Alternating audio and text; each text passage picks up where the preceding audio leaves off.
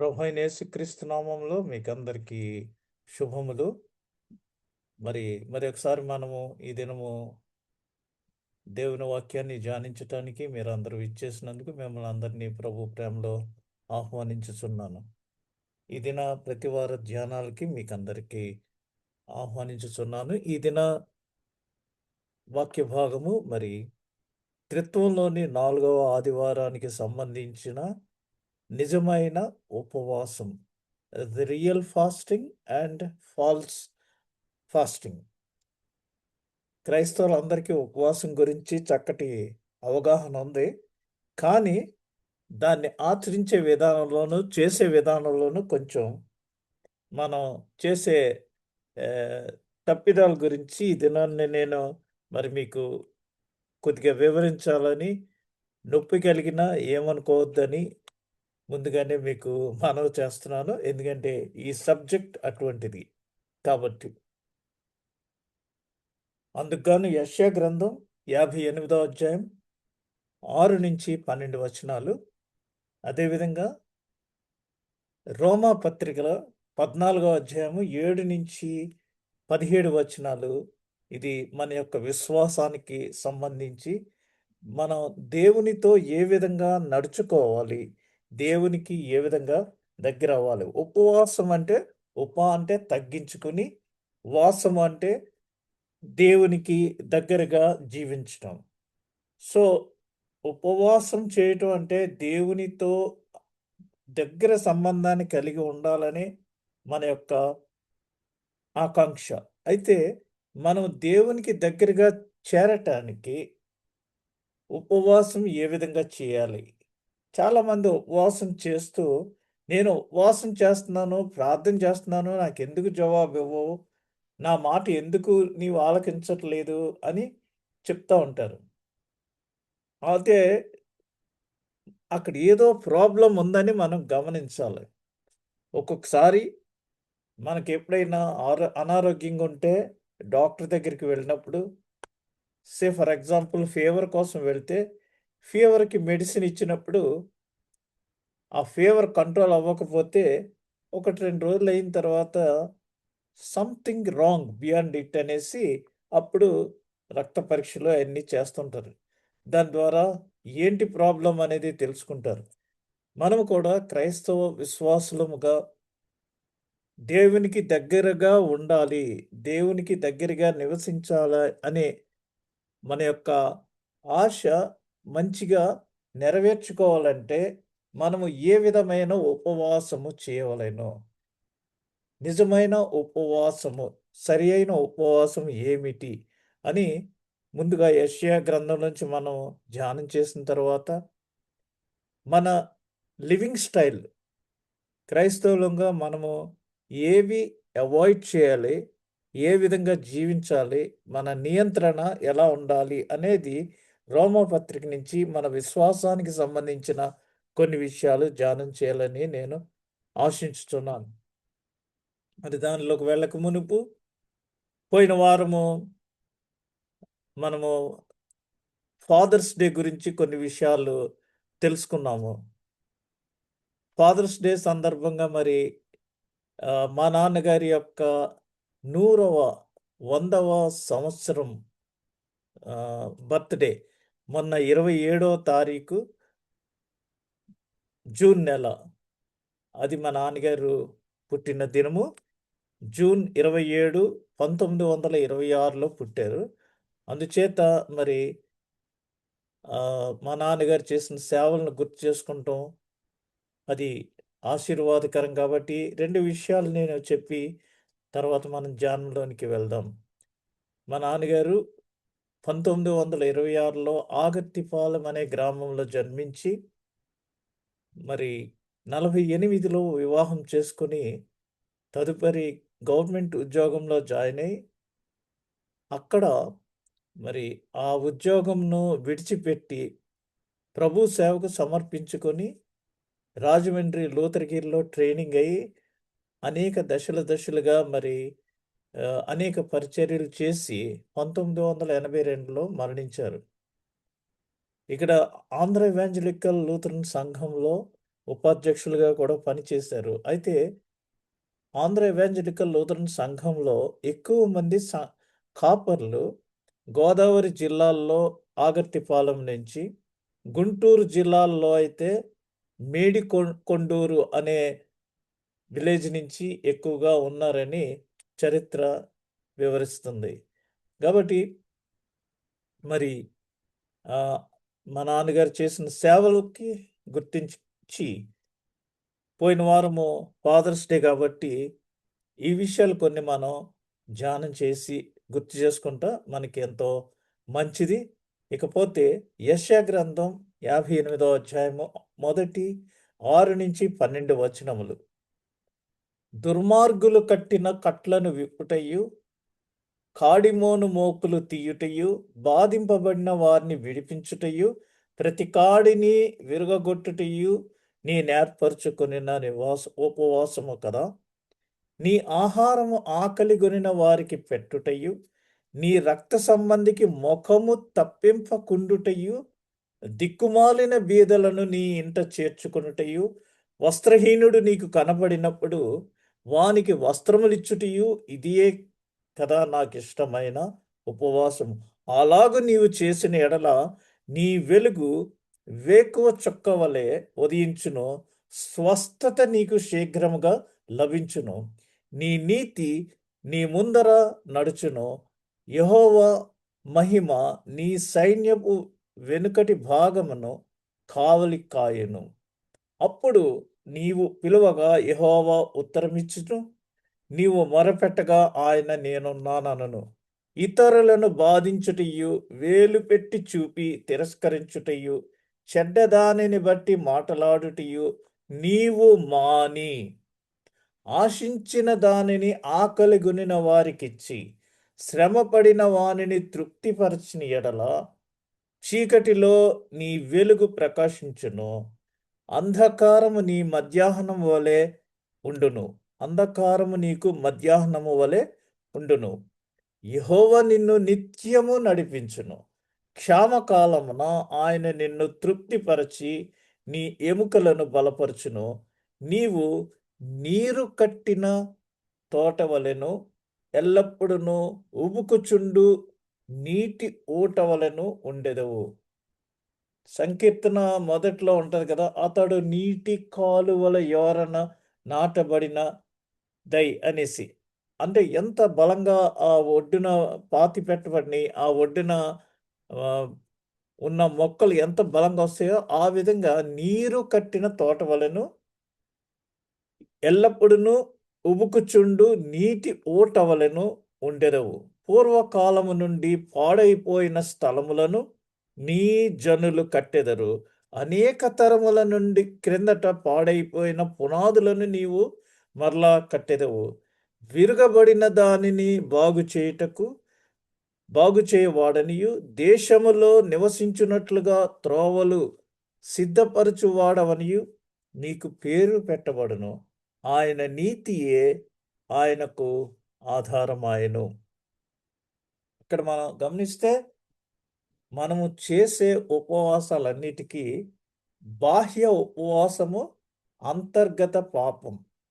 ఇక్కడ మొదటి 5 వచనాలు నేను చదవలేదు. ఆ 5 వచనాల్లో మరి మనం చేసే ఉపవాసాల గురించి దేవుడు మనల్ని హెచ్చరించాడు. అందుకని దేవుడు యెషయా ప్రవక్తను తన ప్రజల పాపములను గట్టిగా ప్రకటించమని చెప్పాను. ఎందుకంటే ఇశ్రాయేలీలు దేవునిని రోజువారీగా వెతుకుచున్నట్లు, ఏనాటికీడు ఆనాడు చాలు, లేతే ఈ రోజుది ఈ రోజే, అలాగా న్యాయమైన కార్యములను చేస్తున్నట్లు, ఉపవాసము ఉంటున్నట్లు నటించెదరు. ఇక్కడ ప్రాబ్లం ఏంటంటే మరి మేము అన్నీ మంచిగానే చేస్తున్నాం, జస్టిస్ మంచిగా, అంటే న్యాయం చేస్తున్నాము, ఉపవాసం ఉంటున్నాము అని వారు నటిస్తారు. కానీ నిజమునకు వారు తమ ఉపవాస దినములలో కూడా గొడవలు, కలహములు, అన్యాయమైన పనులలో నిమగ్నమైతిరి. వారి ఉపవాసములు కేవలము ఒక ఆచారము మాత్రమే. ఇది దేవునికి ఇష్టము కానిది. వారు దేవుడు కోరిన విధేయతకు బదులుగా ఆయన తమకు అనుకూలముగా ఉండవలెనని ఆశించెదరు. అంటే షుగర్ కోటెడ్ గాస్పుల్. మనం దేవుడు చెప్పినట్టుగా మనం మలుచుకునే బదులు, మన ఇష్టానికి దేవుడు అనుకూలంగా స్పందించాలని మనం ఆశిస్తూ ఉంటాం. మనము దేవునికి భయపడాలా? దేవుణ్ణి అనుసరించాలా? లేదా దేవుడు మనల్ని అనుసరిస్తాడా? అందుచేత మరి మనం చేసే ఉపవాసము దేవునికి అంగీకారంగా ఉండట్లేదు. ఎందుకంటే కొంతమంది మరి ఉపవాసం చేస్తారు. ఉపవాసం అంటే వారు అనుకుంటారు కేవలం అన్నపానీయాలు మానేయటమని అనుకుంటారు. కొన్ని చోట్ల ఉపవాసం ఉంటారు. ఉపవాసం ఉంటున్నాం కాబట్టి ముందుగా ఈ టిఫిన్ తినండి అని ఇస్తారు. లేతే ఉపవాసం అని ఒక 3 గంటలు ప్రార్థన పెడతారు. అదైన వెంటనే మంచి విందు చేస్తారు. ప్రేమ విందు ఉంటదని అందులో ముందుగానే తెలియజేస్తారు. మనము కూడుకుని, కలుసుకొని ప్రార్థన చేసేది భారంతో ఆ విశ్వాసాన్ని అంతర్గత పాపం లేకుండా మనము దేవునితో సహవాసం చేయాలి. నటించటానికి కాదు. చాలామంది ఏంటంటే ఉపవాసం చేస్తారు గానీ, అది తిండి మానేయటమే అనుకుంటారు గానీ, మిగిలినయి మానేయాలని వారు అనుకోరు. అయి మామూలుగానే జరుగుతాయి. గొడవలు, కలహములు, అన్యాయమైన పనులు. ఆ కొద్దిసేపు ప్రార్థన చేసినప్పుడు ప్రభువా అని చాలా దగ్గరగా ఉన్నట్టుగా చేస్తారు. తర్వాత దాని నుంచి భిన్నంగా ఉంటది. చర్చ్‌లో ఉన్నంత సేపు బానే ఉంటారు. బయటకొస్తే లాంగ్వేజ్ మారిపోద్ది. చర్చ్‌లో కూడా మరి గొడవలు, కలహాలు ఇవన్నీ ఎందుకు జరుగుతున్నాయంటే, నీవు దేవునికి ఇష్టమైన ఉపవాసం చేయట్లేదు. దేవునికి ఇష్టమైన రీతిగా విధేయత కలిగి నీవు ఉండట్లేదు. ఎలా ఉండట్లేదు అనేది ఇక్కడ మనం ఒకసారి చూస్తే, యెషయా గ్రంథం 58వ అధ్యాయము 3వ వచనంలో మరి మనం ఒకసారి గమనించినట్లయితే యెషయా గ్రంథం 58వ అధ్యాయం 3వ వచనంలో మనమందరము ఏమని అడుగుతున్నామంటే దేవుని, మేము ఉపవాసం ఉండగా నీవెందుకు చూడవు? మేము మా ప్రాణములను ఆయాసపరుచుకొనక నీవెందుకు లక్ష్యపెట్టవు అని అందురు. మీ ఉపవాస దినమున మీరు మీ వ్యాపారము చేయుదురు. మీ పనివారి చేత కఠినమైన పని చేయించుదురు. వై డోంట్ యూ కేర్ అని మనం డిమాండ్ చేస్తున్నాం దేవుణ్ణి. యెషయా గ్రంథం 58వ అధ్యాయం 3వ వచనంలో. ఇక్కడ మేము ఉపవాసం ఉన్నప్పుడు నీవు ఎందుకు చూడవు? మేము మమ్ములను తగ్గించుకున్నప్పుడు నీవు ఎందుకు పట్టించుకోవు అనేసి మనం డిమాండ్ చేస్తున్నాం. మనం ఉపవాసం ఉంటున్నామని చెప్తున్నాం. ఇక్కడ ఈ గల్ఫ్ దేశాల్లో ఉపవాసం ఉంటారు రంజాన్ టైంలో. పని వాళ్ళకి ఎంత ఒత్తిడి ఉంటదో మీకు తెలుసు. మీ పనివారి చేత కఠినమైన పని చేయించుదురు. అలాగే మీరు ఉపవాసం చేస్తారు. మీ వ్యాపారం చేయుదురు. మరి అది కాదు. ఉపవాసం అంటే సమస్తమును విడిచిపెట్టి దేవునితో సహవాసం చేయాలి. 4వ వచనం చూస్తే, మీరు కలహపడుచు, వివాదము చేయుచు, అన్యాయంగా గుద్దులాడుచు ఉపవాసముందురు. ఉపవాసం అంటే అన్నపానీయాలు మానేయటమే కాదు. ఇవన్నిటి నుంచి మనము దూరంగా ఉండి పవిత్రంగా ఉపవాసం చేయాలి. దీనికి దేవుడు మీరు ఉపవాసం ఉన్న దినమున మీరు మీ కోరికలను నెరవేర్చుకొందురు. మీ పనివారందరినీ బాధపెట్టెదరు. ఇదిగో మీ కలహములు మరియు మీ వివాదముల కొరకు ఉపవసించెదరు. అంటే గొడవలు పడి ఆ గొడవలు సెటిల్ అవ్వాలని కొంతమంది ఉపవాసిస్తారనేసి ఇక్కడ మరి మనం జవాబు చెప్తున్నాం. దీనికి నువ్వెందుకు అంగీకరించవు? మేమింత తిండి మానేసి, అన్నపానీయాలు మానేసి నీ సన్నిధిలో ఉంటే, నీవు నీవెందుకు చూడవు? నీవెందుకు లక్ష్యపెట్టవు? అని మనం దేవుడిని అడుగుతుండంటే, అప్పుడు యెషయా ప్రవక్త ద్వారా దేవుడు ఏం చెప్పాడంటే, వారికి ఇది జ్ఞానోదయం చెయ్యి. టీచ్ దెమ్ అనేసి మరి ఈ విషయాలు తెలియజేస్తున్నాడు. ఎటువంటి విధంగా మనము ఉపవాసం చేయాలి అనేసి. నిజమైన ఉపవాసము న్యాయము మరియు కరుణ 6, 7 వచనాల్లో ఉంది. దేవుడు తనకు ఇష్టమైన నిజమైన ఉపవాసం ఏమిటో ఇక్కడ స్పష్టముగా వివరించాడు. ఇది ఆహారము మానేయడం మాత్రమే కాదు, దేవుని హృదయమును ప్రతిబింబించే పనులు చేయుట. దేవుని హృదయాన్ని మనము ఆలయానికి వెళ్ళి ఎన్నో పాటలు పాడితే అది స్తుతి కీర్తనలు. అయితే మనము ఆరాధన చేసినప్పుడు దేవుని హృదయాన్ని ప్రతిబింబించి దేవుడే మన మధ్యకు తన ఆత్మ దిగి వచ్చే అంత సంతోషంతో అంగీకారంగా ఉంటుంది. అటువంటి పనులు చేయాలి మనం. ఇది కేవలం ఆహారం మానేయటం మాత్రమే కాదు. అయితే మనం ఏం పని చేయాలంటే నిజమైన ఉపవాసము ఆచరిస్తున్నప్పుడు మనం మన యొక్క గుణగణాలు లేదా మనం చేసే యాక్టివిటీస్, మనం చేసే పనులు ఎలా ఉండాలంటే మరి ఇక్కడ కొన్ని నేను మీకు వివరిస్తున్నాను. ఇక్కడ ఏంటంటే ఆచార పదంగా చేసే పనులు కొన్ని ఉన్నాయి. అందరూ చేస్తున్నారు కాబట్టి మనం చేస్తున్నాం అనేసి. అట్లా కాకుండా స్పిరిచువల్‌గా ఏంటి ఈ విషయాలు మనం ఇక్కడ చూద్దాం. దుష్టత్వపు బంధనములు విప్పుట. ఎవరైనా మరి తప్పుడు ఆహ్, బంధకాల్లో ఉంటే వారిని విడిపించటం. కాడి మోయి వారిని విడిపించటం. ఓవర్‌లోడ్‌లో ఉన్నవారు అంటే ఎక్కువ భారంతో, స్ట్రెస్‌తో ఉన్నవారికి కొంచెం విడుదల కలిగించాలి మనం. అణగారిన వారిని స్వేచ్ఛగా పోనిచ్చుట. ఆల్రెడీ అణగారి ఉన్న వాళ్ళని స్వేచ్ఛ ఇవ్వకుండా ఇంకా అణగద్రొక్కి ఒక బానిసలా ఉంచటం కాదు. ప్రతి కాడిని విరుగగొట్టుట. ఆకలిగా ఉన్నవారికి నీ రొట్టెను పంచుట. ఇల్లు లేని పేదవారిని నీ ఇంట చేర్చుకొనుట. ఒక్కొక్కసారి వరదలొచ్చినప్పుడు ఆ వరద బాధితులకి కాలేజీలు, స్కూల్స్ అన్నీ ఖాళీ చేసి ఇస్తా ఉంటారు.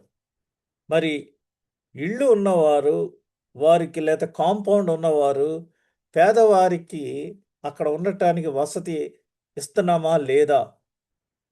వస్త్రము లేని వారిని చూచినప్పుడు వారికి వస్త్రములు ఇచ్చుట. 200 సంవత్సరముల క్రిందట మరి మన భారతదేశానికి సువార్త కోసం వచ్చిన మిషనరీస్ ఇక్కడ వారికి వస్త్రాలు సరిగా లేవని మరి ఆ దినాల్లో అగ్ర కులస్తులు, నిమ్న జాతి వారు, స్త్రీలు జాకెట్ వేసుకోకూడదు, వారి రొమ్ములను కవర్ చేయకూడదు అన్నప్పుడు మరి మిషనరీస్ వచ్చి వారు స్త్రీలు తమ రొమ్ములను కవర్ చేసుకుంటానికి వస్త్రము లేని వారికి వస్త్రములు ఇచ్చారు. అనేక వస్త్రాలు షిప్‌లో వచ్చినప్పుడు అవి అందరికీ డిస్ట్రిబ్యూట్ చేసేవారు. ఆ విధంగా అనేకమైన మార్పులు భారతదేశంలో వచ్చినియి. ఇది కేవలము సువార్త వలన జరిగిన మార్పులు. నీ సొంత కుటుంబమునకు సహాయము చేయుట. చాలామంది కష్టపడి తల్లిదండ్రులు చదివిస్తారు. మంచి ఉద్యోగాల్లోకి వెళ్ళిన తర్వాత వెనకాల వాళ్ళకి సహాయం చేయటం గానీ, తల్లిదండ్రులని పట్టించుకుంటం గానీ చేయకోకుండా వాళ్ళిష్టం వచ్చిన వాళ్ళని పెళ్లి చేసుకొని, వాళ్ళతో ఫ్యామిలీ మట్టుకే అని ఈ రోజుల్లో ఎవరి ఫ్యామిలీ వాళ్ళదే. కనీసం మిగిలిన వాళ్ళు తోబుట్టువులు ఏమవుతున్నారని కూడా మరి ఏ విధమైన ఆలోచన లేని పరిస్థితుల్లో మనం ఉన్నాం. నీ రక్త సంబంధికుల నుండి ముఖము తప్పించుకొనుట. తెలిసిన వాడు, స్నేహితులు, రక్త సంబంధికులు ఎవరైనా వస్తుంటే, అమ్మో! ఈడి తోటి వద్దులే అనేసి ఇటు తిప్పి వెళ్ళిపోతారు. ఆలయానికి వస్తారు, చక్కగా ప్రార్థన చేస్తారు. ఆలయంలో ఆరాధన అయిపోగానే ఇమ్మీడియేట్‌గా ఎస్కేప్ అయిపోతుంటారు. అదే నీ రక్త సంబంధికుల నుండి ముఖము తప్పించుకొనుట. వారికసలు కనీసం ఎళ్లి హలో అని చెప్పుకోకుండా, ఆ చర్చిలో ఇచ్చే కాఫీ గూడా తాక్కోకుండా ఎస్కేప్ అక్కడి నుంచి. మరి ఎందుకో అంత అర్జెంటు నాకర్థం కాదు. మటన్ షాపులు ఎప్పుడూ ఉంటాయి కదా! అందరికీ ఆదివారము మటన్ ఇచ్చేంత వరకు ఆ మటన్ కొట్టేవాడు వెళ్ళడు. గుడిలో ఆమెన్ అనగానే ఎక్కడ వాళ్ళు అక్కడికి డిస్పర్స్ అయిపోవటం. ఇది చాలా భయంకరమైన పరిస్థితి. ఇవేమీ లేకుండా ఉపవాసం చేసి సమయానికి గుడికెళ్ళిపోయి పంక్చువల్గా ఉండి ఏమి ఉపయోగము? అదే ఇక్కడ చెప్పే బాహ్య ఉపవాసము అంతర్గత పాపం. లోపడేమో క్లీన్లీనెస్ లేదు అంతర్గతంగా, పైకేమో ఉపవాసం చేస్తున్నాము. ఇది దేవునికి ఇష్టమా? విధేయతకు దేవుని వాగ్దానాలు. దేవుడు మరి ఇక్కడ మనకి ఎన్నో విషయాలు చెప్పాడు.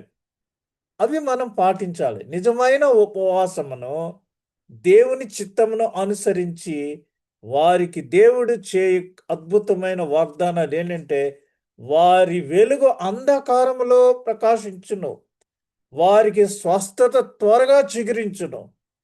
ఒకవేళ మనకి ఏమైనా అస్వస్థత కలిగినా మనము దేవుని విధేయత కలిగి ఉన్నట్లయితే దేవుడిచ్చే వాగ్దానం ఏంటంటే మనకి త్వరగా స్వస్థత కలుగుతుంది.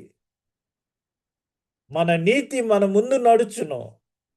మనం మంచి చేస్తే మనకి మంచి జరుగుతుందని ఒక జనరల్ నమ్మకం. ఆ విధంగా మరి మన నీతి మన ముందు నడుచును, మరియు యెహోవా మహిమ వారి వెనుక కాపాడును. గాఢాంధకారపు లోయలలో నేను సంచరించినను ఏ అపాయమునకును నాకేమి అవ్వదు అని మనం చెప్తున్నాము. అప్పుడు వారు కేక వేయగా యెహోవా జవాబిచ్చును. వారు మొర్రపెట్టగా నేనిక్కడ ఉన్నాను అని ఆయన చెప్పును. This is the assurance. ఇది దేవుడు మనకిచ్చిన వాగ్దానం. ఎప్పుడంటే మనము ఆయనకు విధేయత కలిగి నిజమైన ఉపవాసమును చేస్తూ దేవుని యొక్క చిత్తమును అనుసరించినప్పుడు, మనము ఉపవాసం చేసినప్పుడు దేవుడు తన చిత్తాన్ని మనకి బయలుపరుస్తాడు. మరి మీకు అందరికీ తెలుసో లేదో కానీ అనేక చోట్ల ప్రార్థన టవర్స్ ఉన్నాయి, ప్రేయర్ టవర్స్. నేను సౌత్ కొరియా వెళ్ళినప్పుడు అక్కడ ఒక ప్రేయర్ టవర్ ఉంది. అక్కడ ప్రపంచం నుంచి అనేక చోట్ల నుంచి కొంతమంది వచ్చి 8 అవర్స్ డ్యూటీ చేసినట్టు అక్కడ ప్రార్థన చేసి వెళ్తుంటారు. దేవుడు వారికి ఏం బయలుపరుస్తాడో వాళ్ళు అక్కడ పుస్తకంలో రాస్తారు.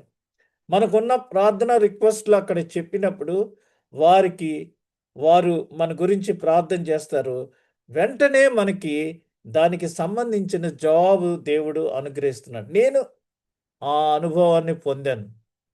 ఈ రోజున మన పార్లమెంటు వైపు తిరిగి ఒక ప్రేయర్ టవర్లో మరి డిజేఎస్ దినకరన్ గారు ప్రారంభించిన ప్రేయర్ టవర్లో అనేక మంది భక్తులు పార్లమెంటు వైపు చేతులుంచి మరి నిత్యము ప్రార్థన చేస్తుంటారు.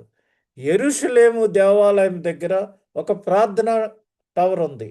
అక్కడ కూడా అనేక మంది భక్తులు ప్రపంచ నలుమూలల నుంచి వచ్చి 6 గంటలు 8 గంటలు వాళ్ళ డ్యూటీ ప్రకారంగా ప్రార్థన చేసి దేవుడు చిత్తం ఏం బయలుపరిచాడో ఆ డైరీలో వారు నోట్ చేస్తారు. అంతేగాని ఊరికి ఆషామాషిగా ప్రార్థన చేసి వచ్చేయటం కాదు. దేవుడు వారితో మాట్లాడతాడు. ఆ బయలుపరిచిన చిత్తాన్ని వారు రికార్డ్ చేసి ఉంచుతారు. ఈ విధంగా మరి మనము ఇంకా క్రైస్తవత్వం మన దేశంలో చక్కగా ఉందంటే వారందరూ చేస్తున్న ప్రార్థనలు. అందుచేత మరి వారు మనందరి నిమిత్తమై నిత్యము ప్రార్థన చేయుచున్నారు. ఇక్కడ మనం చూస్తే యెషయా గ్రంథం 58వ అధ్యాయం 10 నుంచి 12వ వచనాల్లో వారి ఆకలిగా ఉన్న వారికి ఆహారం ఇస్తే, కష్టంలో ఉన్న వారిని ఆదరిస్తే, వారి చీకటి దినము మధ్యాహ్నము వలె ప్రకాశించును. యెహోవా నిరంతరము వారిని నడిపించును. ఎండిన స్థలములలో వారి ఆత్మను సంతృప్తిపరచును. వారి ఎముకలను బలపరచును. వారు నీరు పారు తోట వలె, ఎన్నడూ ఇంకిపోని నీటి ఊట వలె ఉందురు. వారి సంతానము పురాతన శిథిలములను తిరిగి కట్టును. వారు కట్టిన వారు మరియు దారికి మరమ్మతు చేయువారు అని పిలువబడుదురు. మరి రెండవ దినవృత్తాంతాల గ్రంథంలో మరి దేవాలయంలో ఉండకూడని వస్తువులను తీసివేమో, ఉండవలసిన వస్తువులను ఉంచుము, దానిని పరిశుభ్రపరచమని చెప్పారు. ఆ రాజు దాన్ని ఇంప్లిమెంట్ చేశాడు. యాజకులను పిలిచి. అలాగా మరి శిథిలమైపోయిన వాటిని మనం ఒక్కొక్కసారి తిరిగి కట్టాలి. నెహెమ్యా ఆ గోడలు, ఆ దేవాలయంని మరి వారు నాశనం చేసేస్తే చెరలో ఉండి నెహెమ్యా తన ఆ దేవాలయం గురించి ఎంతో భారం కలిగి ప్రార్థన చేసి ఆ శిథిలమైపోయిన ఆ మరలా ఆ దేవాలయాన్ని తిరిగి ఆ గోడలు కట్టాడు. అందుచేత కట్టినవారు మరియు దారికి మరమ్మతు చేయవారు. ఎక్కడైనా ఆ దారి మూసుకుపోతే దానిని మరమ్మతు చేయవారు అని పిలువబడుదురు. యెహోవా నిన్ను నిత్యము నడిపించును, క్షామకాలమున ఆయన నిన్ను తృప్తిపరచి. క్షామకాలము అంటే కరువు దినాల్లో ఎప్పుడైనా మొన్న వచ్చిన కరోనా లాంటి దినముల్లో ఆయన నిన్ను తృప్తిపరచి నీ ఎముకలను బలపరచును. ఇక్కడ ఈ విధంగా ఇవన్నీ చెప్పబడి మరి 12వ వచనంలో ఈ విధంగా దేవుడు తన చిత్తాన్ని మనకి తెలియజేసి ఆ చిత్తం చొప్పున మనము ఆయనతో సహవాసం చేసి దగ్గరైనప్పుడు ఈ యొక్క వాగ్దానాలు దేవుడు మనకి అనుగ్రహించుచున్నాడు.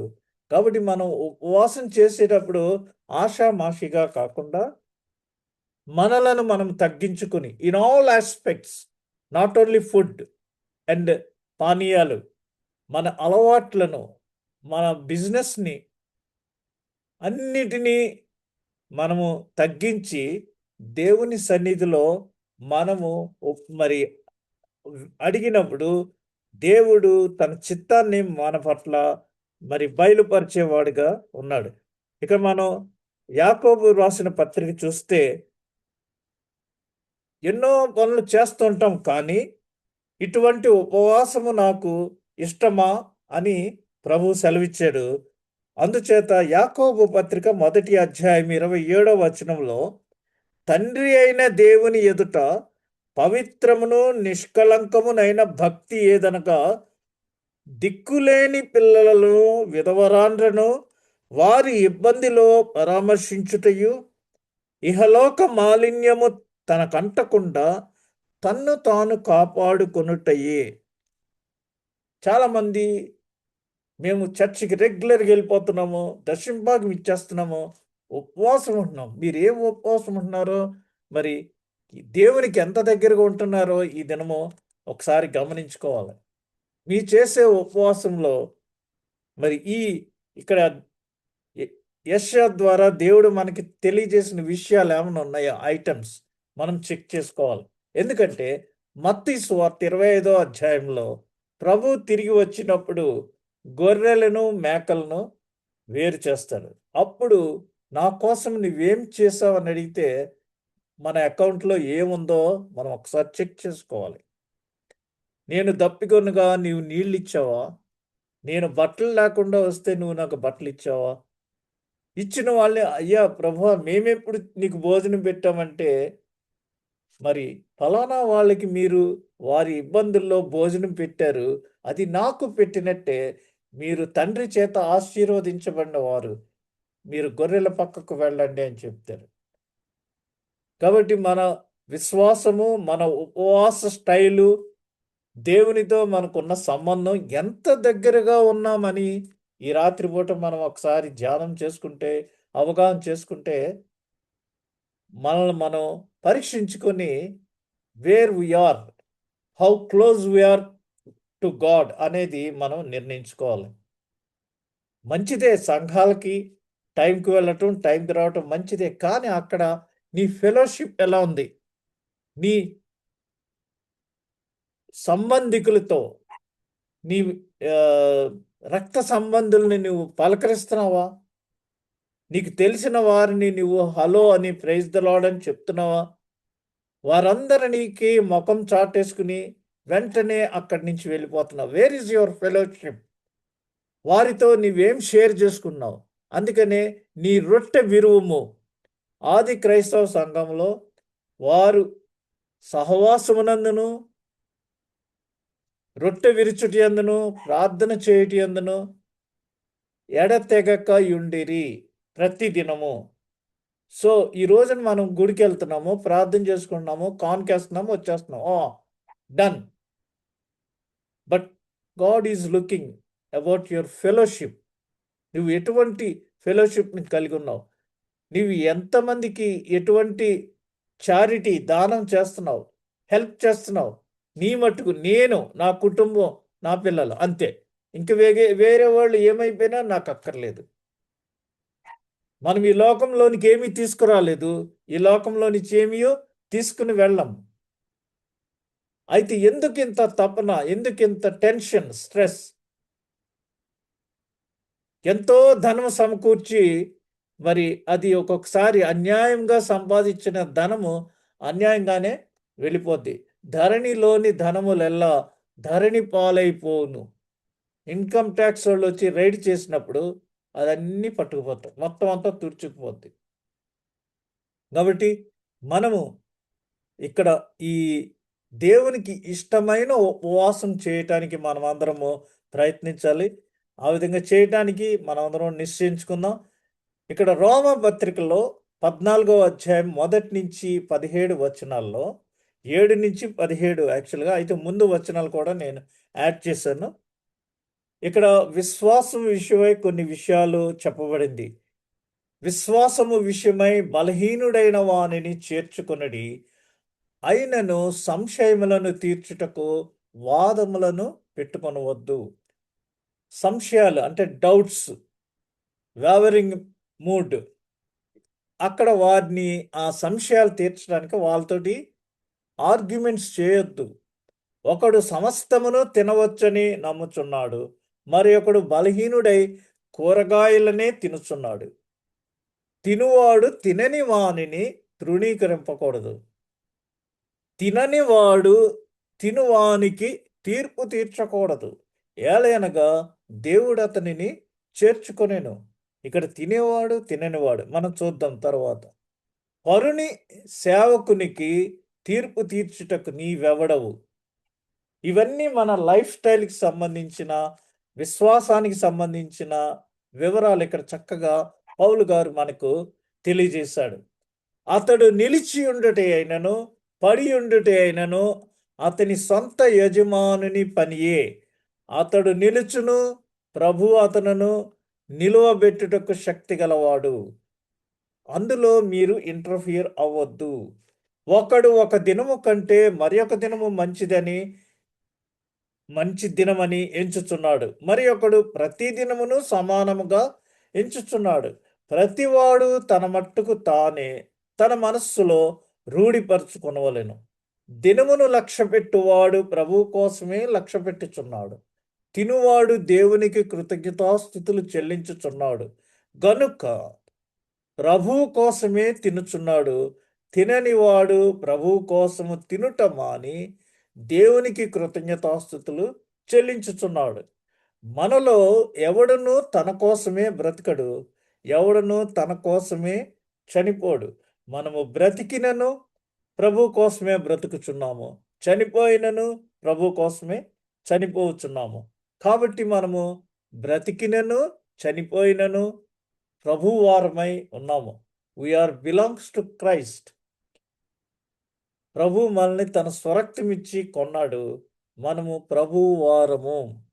ఎప్పుడైతే బాప్తిస్మ సాక్ష్యంలోనికి వచ్చామో ఆయన ఆత్మ మనలో ఉంచి మనము ఆయన వారముగా ఆయన కన్సిడర్ చేశాడు. తాను మృతులకును సజీవులకును ప్రభువై ఉండుటకు ఇందు నిమిత్తమే కదా క్రీస్తు చనిపోయి మరలా బ్రతికెను. అయితే నీవు నీ సహోదరునికి తీర్పు తీర్చనేలా, నీ సహోదరిని నిరాకరింపనేలా మనమందరము దేవుని న్యాయపీఠం ఎదుట నిలుతుము. దీని వివరాలు చూస్తాం మనం. నా తోడు ప్రతి మోకాలును నా ఎదుట వంగును, ప్రతి నాలుకయు దేవుని స్తుతించును అని ప్రభువు చెప్పుచున్నాడు అని వ్రాయబడి ఉన్నది. కనుక మనలో ప్రతివాడును తన గురించి దేవునికి లెక్క ఒప్పగింపవలెను. ఎప్పుడు ఇందాక చెప్పాను కదా, నేను నా కొరకు మీరు ఏం చేశారు, what you did for me అన్నప్పుడు మన అకౌంట్లో ఏమున్నాయి? రేపు 3వ తేదీ జూలై భారతదేశానికి ఆఫ్ఘనిస్తాన్ దేశానికి 42వ సంవత్సరంలో వచ్చి 10 సంవత్సరములు అక్కడ సువార్తను అందించి 52వ సంవత్సరంలో మరి కేరళ రాష్ట్రానికి వచ్చి అక్కడి నుంచి అనేక సంఘాలు స్థాపించి మద్రాస్ పట్టణంలో 72వ సంవత్సరంలో హతమార్చబడిన తోమ చనిపోయిన దినము. అక్కడ మరి ఆఫ్ఘనిస్తాన్లో తోమాకి డబ్బులు వచ్చినప్పుడు అతడు బీదలకందరికీ ఆ డబ్బులు ఇచ్చేసి సువార్త ప్రకటించాడు. ఎక్కడ కట్టావయ్యా ప్యాలెస్ అంటే, అదిగోండి అక్కడ కట్టానన్నాడు. కాబట్టి మనము ఈ లోకంలో ఎంత సంపాదించుకున్నాం బ్యాంక్ బ్యాలెన్స్ అని కాదు, మనకి పరలోక రాజ్యంలో ఏమైనా అకౌంట్ మన ఎంత ఉంది. క్రీస్తు తిరిగి వచ్చినప్పుడు నా కొరకు నీవేం చేసావు, నీకు 5 తలాంతులు ఇచ్చాను, ఎంత సంపాదించావు అంటే వాడు ఇంకొక 5 తలాంతులు తెచ్చాను, నేను 10 చేశాను అని చెప్తాడు. మరి మనం ఏం చేశాము, దేవునికి ఏం సమాధానం చెప్తాం. కాబట్టి సహజంగా ఏదియు నిషిద్ధము కాదని నేను ప్రభు అయిన యేసునందు రూఢిగా నమ్ముచున్నాను. అయితే ఏదైనాను నిషిద్ధమని ఎంచుకుని వానికి అది నిషిద్ధమే. నీ సహోదరుడు నీ భోజన మూలముగా దుఃఖించిన ఎడల నీవికను ప్రేమ కలిగి నడుచుకునివాడువు కావు. ఎవని కొరకు క్రీస్తు చనిపోయినో వానిని నీ భోజనం చేత పాడు చేయకము. మీకున్నది మేలైనది దూషణ పాలు కానీయకుడి. దేవుని రాజ్యము భోజనమును పానమును కాదు కాని నీతియు సమాధానమును పరిశుద్ధాత్మ అందలి ఆనందమునై ఉన్నది. ప్రభువునందు ఆనందించండి, ఎల్లప్పుడూ ఆనందించుడి, ప్రభువునందు ఆనందించుడి. అంటే నీతి సమాధానము పరిశుద్ధాత్మనందు ఆనందించుడి. ఇక్కడ మనకి వివాదాస్పదమైన కొన్ని అంశాలు నేను మీకు తెలియజేస్తున్నాను. ఈ 17 వచనాల్లో మామూలుగా మనకుండే డౌట్లు ఏంటంటే క్రైస్తవులకి ఏది తినవచ్చు, ఏది త్రాగవచ్చు. ఇక్కడ మన సహజంగా మన లైఫ్ స్టైల్లో చాలామంది దైవజనులకి క్వశ్చన్స్ పెట్టి ఫోన్లు చేసి బైబిల్ మీద మొబైల్ పెట్టొచ్చా, ఇలాంటి కొన్ని సిల్లీ క్వశ్చన్స్ అడుగుతూ ఉంటారు. ఈ దినం ఇక్కడ కొన్ని మనం పరిశీలిద్దాం. ఏమి తినవలేను, ఏమి త్రాగవలేను. రోమాపత్రిక 14వ అధ్యాయం 20వ వచనంలో భోజనము నిమిత్తము దేవుని పనిని పాడు చేయకుడి. సమస్త పదార్థములు పవిత్రములే కాని అనుమానముతో తినువానికి అది దోషము. అన్ని దేవుడు చేసిన అన్ని పవిత్రమైనయే. మాంసము తినుట గాని ద్రాక్షారసము తాగుట గాని నీ సహోదరునికి అడ్డము కలుగజేయనది మరేదియు గాని మానివేయటం మంచిది. అతనికి అభ్యంతరకరంగా నువ్వు ఏమి తీసుకోవద్దు. ఒకవేళ అతడు వెజిటేరియన్ అయ్యుంటే నువ్వు అక్కడ మాంసం తినవద్దు. అతను టీ టోటలర్ అయ్యుంటే నువ్వు అక్కడ ద్రాక్షరసము తాగవద్దు.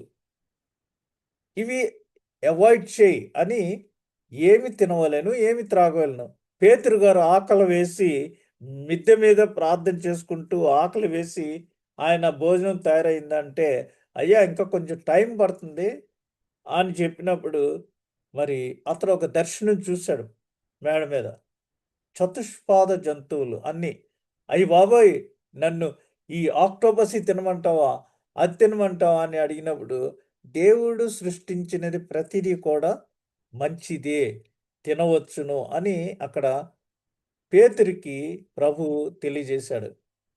ఎవరితో తినవలేను, మన కంపానియన్ లేదా మన ఫెలోషిప్, సంఘంలో ప్రేమ విందు అంటారు, మనం సంఘస్థులతో తింటాం అక్కడ. ఇక్కడ ఇప్పుడైతే సహోదరుడు అనబడిన వాడెవడైనను జారుడు గాని లోభి గాని, జారుడు అంటే జారత్వంలో ఉన్నవాడు, లోభి అంటే అస్సలు డబ్బులు ఖర్చు పెట్టకోకుండా పిసినారితనంగా ఉంటారు కదా, వాళ్ళు లోభి. లోభి అంటే ఇంక అసలు ఏమి స్పెండ్ చేయలేరు. విగ్రహారాధికుడు కానీ, తిట్టుబోతు కానీ, కొంతమంది భోజనం పెడతారు, మనకి పీకల వరకు తిడుతూనే ఉంటారు. తిన్న భోజనం కూడా వాంతి అయిపోయేటట్టు. అలాంటి తిట్టుబోతు దగ్గర కానీ, తాగుబోతు కానీ, దోచుకొనువాడు చాలామంది చిన్నదేది ఉన్నా మనతోటి జాయిన్ అయిపోతారు. మేము కాలేజీలో ఏమనేవాళ్ళం అంటే, ఈడేట్రా బాబు ఇలా వాలిపోతున్నాడు అనేసి, అలాంటి బ్యాచ్ అంతటికి వాలేశ్వరరావులని పేరు పెట్టేసేవాళ్ళం. కాబట్టి దోచుకున్న వాని అయ్యున్న యెడల అట్టి వానితో సాంగత్యము చేయకూడదు, భుజింపకూడదు అని మీకు వ్రాయుచున్నాను. మనం ఎవరితో భుజించాలంటే, మన సంఘస్థులతో, మన సహోదరులతో, ఇటువంటి క్యారెక్టర్స్ లేని వారితో మనం భోంచేయాలి. ఇటువంటి క్యారెక్టర్స్ ఉంటే వారితో మనం సాంగత్యం చేయకూడదు, భోజనము చేయకూడదని పౌలు గారు మనకి క్లియర్‌గా ఇండికేట్ చేస్తున్నారు.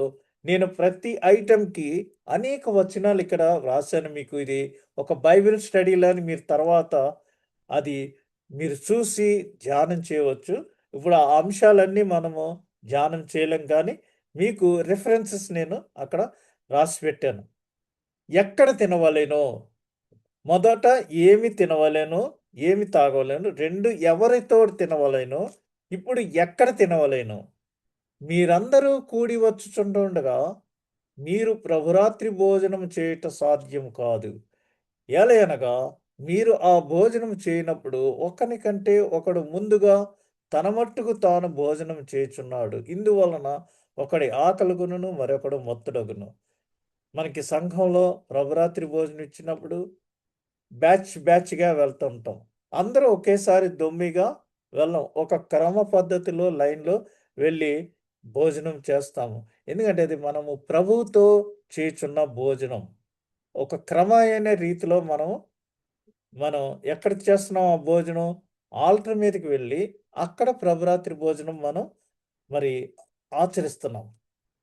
కాబట్టి ఎక్కడ తినవలెను, ఎలా తినవలెనంటే ఇక్కడ చెప్పబడింది. ఇదేమి అన్నపానములు పుచ్చుకొనుటకు మీకు ఇండ్లు లేవా? దేవుని సంఘమును తిరస్కరించి పేదలను సిగ్గుపరచుదురా?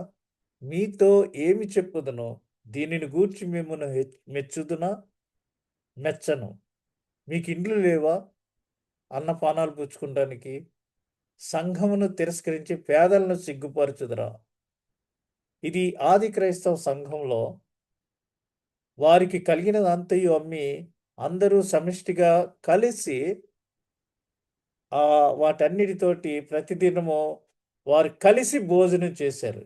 అప్పుడేమైందంటే మరి రాను రాను అక్కడ విధవరాండ్రికి అన్యాయం చేయటం, లేదా పేదలకి ముక్కలేకోకుండా ముందొచ్చినోళ్ళు బాగా వేసుకుని తినేయటం, ఇలాంటి ప్రాబ్లమ్స్ వస్తే అప్పుడు నువ్వు యూదుడువు, నువ్వు గ్రీస్ దేశస్థుడు కాబట్టి ఇలా జరుగుతుంది. నీకు ఎక్కువ వేయట్లేదు మాంసం అని విభేదాలొచ్చినియి. ఎందుకంటే అది సాతాను పని. సాతాను అవి సృష్టిస్తది. అప్పుడు శిష్యులు మేము ఆధ్యాత్మిక విషయాలు బోధించే వాళ్ళము. స్పిరిచ్యువల్ లీడర్స్ మేము. మేము దేవుని వాక్యాన్ని ప్రకటిస్తాము. ఇవి మీరు చూసుకుంటానికి మీలో మంచి క్యారెక్టర్స్ ఉన్న వారిని కొంతమందిని తీసుకురండి.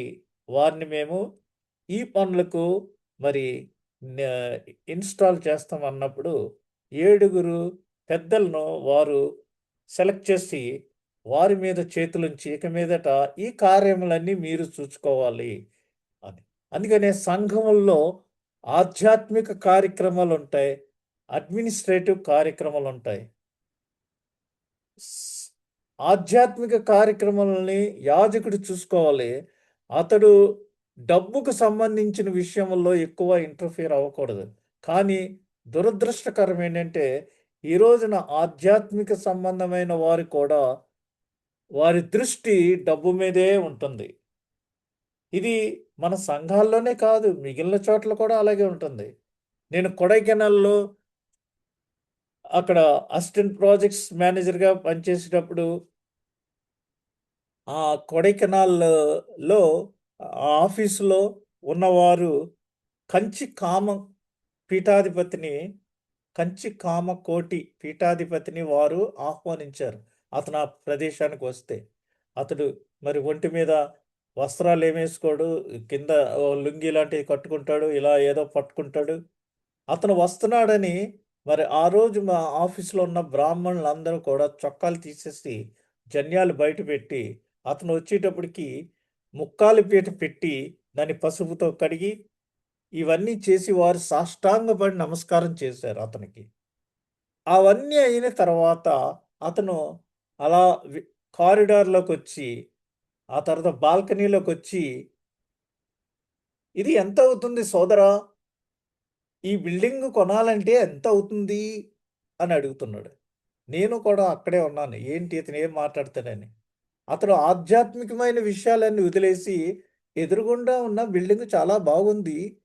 ఇది ఎంత అవుతుంది? ఇది కట్టాలంటే, ఇది కొనాలంటే ఎంతవుతుంది అని అడుగుతున్నాడు. అతను కంచి కామకోటి పీఠాధిపతి. కాబట్టి ఆధ్యాత్మిక విషయాల్ని ఆద్ చర్చ్ చూసుకుంటానికి యాజకులు, మిగిలిన విషయాలు చూసుకుంటానికి మరి సంఘ పెద్దల్ని ఆది క్రైస్తవ సంఘంలో మరి నిర్ణయించారు. వారు వీరిలోనూ జోక్యం చేసుకుంటే సంఘాల్లో సమస్యలు ఏర్పడతాయి. వివాదాస్పదమైన అంశాల్లో మాంసం ఎక్కడ కొనవలెను? ఇది కూడా కొంతమందికి డౌటే. ఇక్కడ కొరింథీ పత్రిక 10వ అధ్యాయము 25వ వచనంలో మనస్సాక్షి నిమిత్తము ఏ విచారణయు చేయక కటిక వాని అంగడిలో అమ్మునదేదో దానిని తినవచ్చును. ఇక్కడ ఎంత క్లియర్‌గా మెన్షన్ చేశారంటే, భారతదేశంలో మనం నేను చిన్నప్పుడు కోడిని నేను కోసాను. అది రక్తం చిందించి, రక్తమంతా బయటకొచ్చేసే వరకు అలాగా ఉంచి, అప్పుడు దాన్ని కట్ చేసుకునేవాళ్ళం. అయితే క్లాస్‌లో, స్కూల్‌లో ఉన్న మిగిలిన వాళ్ళనడిగితే, కోడిని మీరు ఎలాగా కట్ చేసుకుంటారంటే, వాళ్ళేం చెప్పారంటే, పురికోస పేక మీద పెట్టి ఇలా నొక్కేస్తే అది చచ్చిపోద్ది అని చెప్తున్నారు. అంటే కటికవాడు కోడిని కట్ చేసి లేదా మాంసం అమ్మినట్టు వేరే వాళ్ళు చేయరు. మనకి ధర్మశాస్త్రం ఏం చెప్తుంది? రక్తము చిందించి ఏదైనా తినవచ్చు. రక్తం చిందించకోకుండా ఏది తినకూడదు. అందుకనే హలాల్ ఫుడ్ అని అంటారు. మనం ఫ్లైట్‌లోకి వెళ్ళినప్పుడు హలాల్ ఫుడ్ అని కొంతమందికి వారు ముందుగానే సర్వ్ చేస్తారు. ఆ దినాల్లో పౌలు గారు కటికవాడి అంగడిలో అంటే బుచ్చర్ అంటే వాడు రక్తము చిందించి దాన్ని కట్ చేస్తాడు. అక్కడ మాంసము కొనుక్కొనవలెను అని ఎంత క్లియర్‌గా బైబిల్ అన్నీ స్పష్టంగా చెప్పబడినాయో చూడండి. సబ్బాతుగా ఏ రోజు ఆచరించవలెనో ఇది ఒక పెద్ద కాంట్రోవర్షియల్ సబ్జెక్ట్. ఎందుకంటే seventh day Adventist, Lutheran, Baptist, CSI ఇవన్నీ మెయిన్ లైన్ చర్చెస్‌లో ఇక్కడ మరి 6 రోజులు దేవుడిది చేసిన తర్వాత 7వ దినాన విశ్రమించెను. సబ్బాతు. సబ్బాతు దినాన అసలు ఏమీ ముట్టుకోకూడదు, పట్టుకోకూడదు. కాబట్టి అన్నపానముల విషయంలోనైనను, పండుగ, అమావాస్య, విశ్రాంతి దినము అనువాటి విషయంలోనైనను మీకు తీర్పు తీర్చనెవనికిని అవకాశమియ్యకుడి. ఈరోజు ఎళ్ళొద్దు. ఈరోజు మంగళవారము. ఈరోజు ఈ పని చేయొద్దు. ఈరోజు శుక్రవారము. అమావాస్య ముందు పెట్టుకోవద్దు. స్టార్టింగ్ ఏది అమావాస్య ముందు చేయొద్దు. ఇలాగా ఇవన్నీ మనం పెట్టుకున్న కొన్ని అనవసరమైన విషయాలు. అయితే ఇక్కడ బైబిల్ గ్రంథంలో ఏం చెప్తుంది? అటువంటియి తీర్పు తీర్చనెవనికిని అవకాశం ఇయ్యకుడి. అన్ని దినాలు దేవుని దృష్టిలో ఒకటే. సబ్బాతు ఇదివరకు యూదులు అంతా సబ్బాతు ఆచరిస్తున్నారు. ఇప్పటికీ మనం ఇస్రాయెల్ దేశం వెళ్ళినా, గ్రీస్ ఆ ప్రాంతాలకు వెళ్ళినా మరి శనివారం కంప్లీట్‌గా టీవీలన్నిటిలో ఈ సబ్బాతుకు సంబంధించిన వివరాలన్నీ వస్తుంటాయి. ఆదివారం మామూలుగా చర్చ్ ఉంటుంది. కాబట్టి సబ్బాతు ఏ రోజు ఆచరించవలెను అనే దానికి ఇక్కడ మనకి పైనున్న రిఫరెన్స్‌లన్నీ వచ్చినాయి.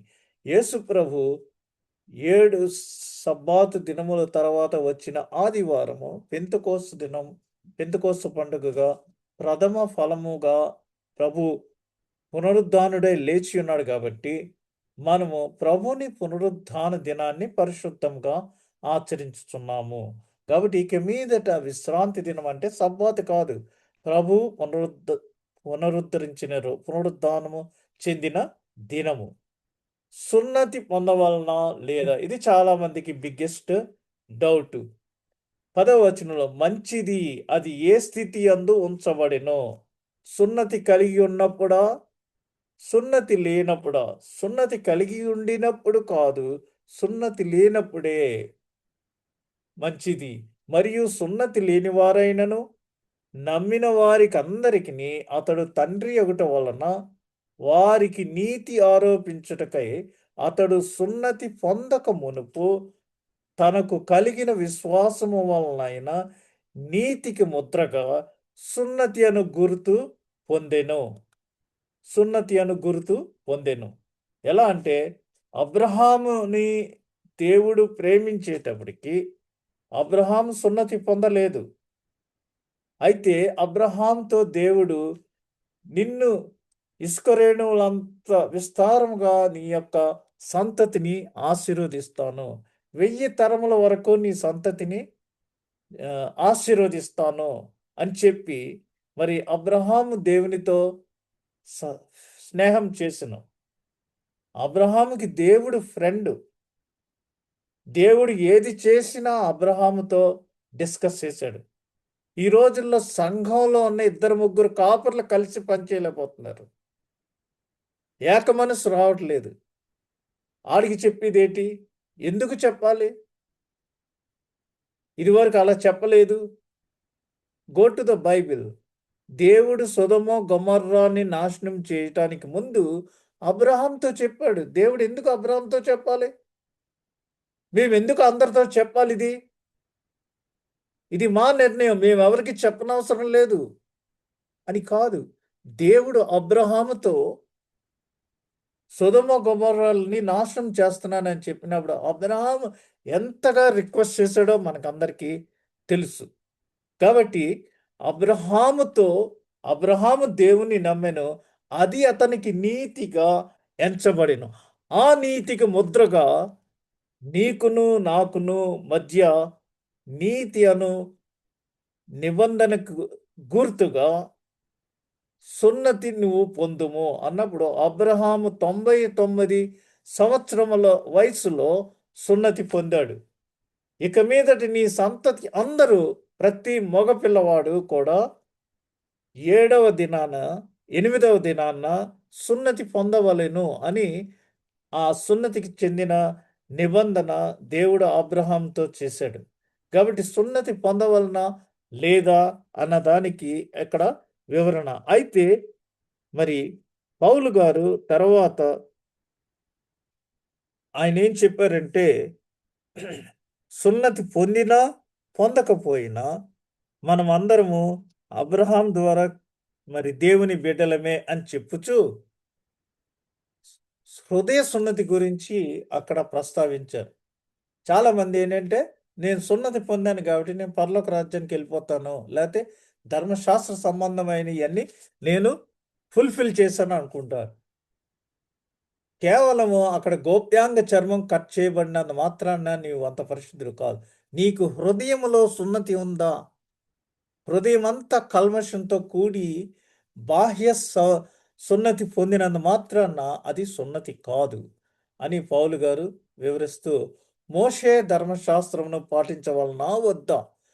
కొందరు యోదయ నుండి వచ్చి మీరు మోషే నియమించిన ఆచారము చొప్పున సున్నతి పొందితేనే గాని రక్షణ పొందలేరని సహోదరులకు బోధించిరి. ఆది క్రైస్తవ సంఘంలో అప్పుడే క్రీస్తుని సువార్త ప్రకటించి సంఘం విస్తరిస్తున్న సమయంలో అనేకమైన డౌట్లు, వివాదాస్పదాలు. సున్నతి పొందాలా వద్దా? మరి మోషే ధర్మశాస్త్ర ప్రకారం సున్నతి ఖచ్చితంగా చేసుకోవాలి కదా! మోషే ధర్మశాస్త్రాన్ని పాటించవాలి కదా! అని చెప్పినప్పుడు మోషే నియమించిన ఆచారం చొప్పున మీరు పొందితేనే గాని రక్షణ పొందలేరని సహోదరులకు వారు బోధించారు. అయితే పౌలు గారు దానికి అన్ని క్లారిటీస్ ఇచ్చారు. మరి మోషే ధర్మశాస్త్రం చొప్పున లేదా పాత నిబంధన ప్రకారంగా ఖచ్చితంగా దశమ భాగం ఇవ్వాలి. లేదా మీరు దేవుని దొంగిలించారు అనేది ఈ రోజున కాపర్లందరూ పట్టుకుని విపరీతంగా సంఘస్థులందరినీ దుయ్యబడుతున్నారు. సంఘస్థులందరినీ బ్రెయిన్ వాష్ చేస్తున్నారు. నువ్వు ఇది ఇవ్వకపోతే దేవుణ్ణి మోసపుచ్చినట్టు అనేసి. పాత నిబంధన గతించింది. ఇక్కడ మోషే ధర్మశాస్త్రం పాటించవలనా వద్దా? అంటే మరి ఆ మోషే ధర్మశాస్త్రం దానికి రివిజను నూతన నిబంధన మనకి అనుగ్రహించాడు. నూతన నిబంధనలో పౌలు గారు ఏం చెప్తున్నాడు? మీ ఇష్టము కొద్దీ సణుగు కొనకయు గొణుగు కొనకయు మీ శక్తి సామర్థ్యములకు మేరకు మీరు కానుక ఇవ్వవలెను. అక్కడ దశమ భాగమనే చెప్తున్నాడు. మీరు ఇక్కడ దశమ భాగం కంటే ఎక్కువ ఇవ్వచ్చు. ఒకవేళ నీవు ఇవ్వలేని పరిస్థితుల్లో నువ్వెంత ఇవ్వగలిగితే అంత ఇవ్వు. అంతేగాని నువ్వు ఇస్తావా సస్తావా అని పీక మీద కాలేసి వసూలు చేసినట్టుగా కాదు. కానీ ఈ రోజులో దుఃఖకరమైన విషయం ఏంటంటే ఆ విధంగా బలవంతంగా దశమ భాగాలు వసూలు చేస్తున్నారు. మరి ఇవన్నీ ఎక్కడికి వెళ్తున్నాయి? ఆ పాస్టర్లు బాగా మరి ఓబెస్ అయిపోతున్నారు అనేసి బయట ఉన్న మతోన్మాదులు అంటుంటే మనం వారికి ఏమి సమాధానం చెప్పలేదు. మనమిచ్చిన దశమ భాగాలన్నీ సరైన రీతిలో ఉపయోగించుకోకుండా అవి దైవజనుల ఖాతాలకు వెళ్ళిపోతే వాళ్ళు ఇన్కమ్ ట్యాక్స్కి రైడ్కి గురవుతున్నారు. ఇది ఎంత దుఃఖకరమైన విషయం. నేను పోలాండ్ దేశం వెళ్ళినప్పుడు అక్కడ చర్చిలన్నీ ఆదివారం ఖాళీగా ఉంటే నన్ను తీసుకెళ్ళిన ఆ గైడ్ని అడిగాను, ఏంటి చర్చిల్లో ఎవరు లేరు, సర్వీస్ ఎన్నింటికి, ఉదయమా సాయంత్రమా అంటే ఒకప్పుడు 200 సంవత్సరముల క్రిందట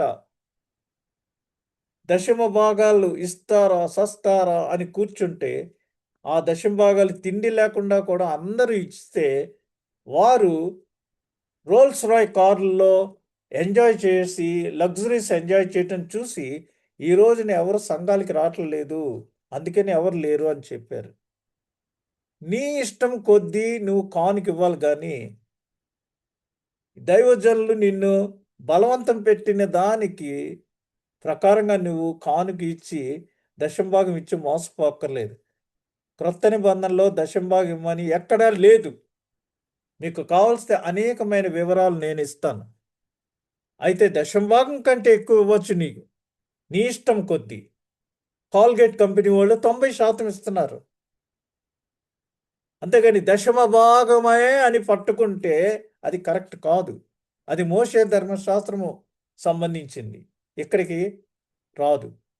నీ శక్తి కొలిది ఇక్కడ ఇమ్మని చెప్తున్నారు కానీ దశమ భాగమని ఎక్కడ చెప్పట్లేదు. అది పాత నిబంధనతో అయిపోయింది. ఎందుకంటే అక్కడ ఒక్క లేవి గోత్రం వారికి ఏ విధమైన స్వాస్థ్యం ఇవ్వలేదు కాబట్టి దశమ భాగం అక్కడ ఇవ్వాల్సి వచ్చింది. ఇక్కడ క్రొత్త నిబంధనలో అది లేదు. అందరూ లేవీలమే, అందరూ యాజకులుగా గ్రూప్లోకి మనం చేర్చబడ్డాం. పాత నిబంధనలో ఓన్లీ లేవి వంశస్థులు మాత్రమే యాజకులు. అయితే మనం రాజుల వంశంలోకి యాజకుల వంశంలోనికి చేర్చబడ్డాం. ఏమి ధరించవలను, ఏ ఆచారములను పాటించవలను. తిమోతి పత్రిక 2వ అధ్యాయం 9వ వచనంలో ఏమి స్త్రీలు అణకువయు స్వస్థబుద్ధియు కలవారై ఉండి తగుమాత్రపు వస్త్రముల చేతనే కానీ జడలతోనైనను బంగారముతోనైనను ముత్యములతోనైనను మిగుల వెలగల వస్త్రములతోనైనను అలంకరించుకొనక దైవభక్తి కలిగి కలవారమని చెప్పుకొని స్త్రీలకు తగినట్టుగా సత్క్రియల చేత తమ్మును తాము అలంకరించుకొనవలను. Decorate yourself with good things.